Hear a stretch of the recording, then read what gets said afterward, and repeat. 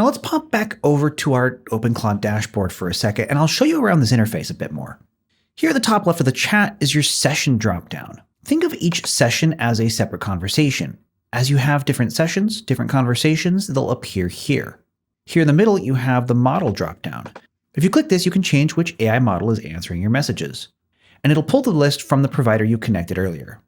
Leave the default for now. We'll cover model selection later. And then third, you have the thinking level dropdown. Higher means it's slower with better reasoning, but it costs more tokens, meaning more money. Lower is faster and costs less, but may not be as thorough with its answers. Let's stick with the default, adaptive, for now. If you ever want to attach something to a message, you can click the paperclip.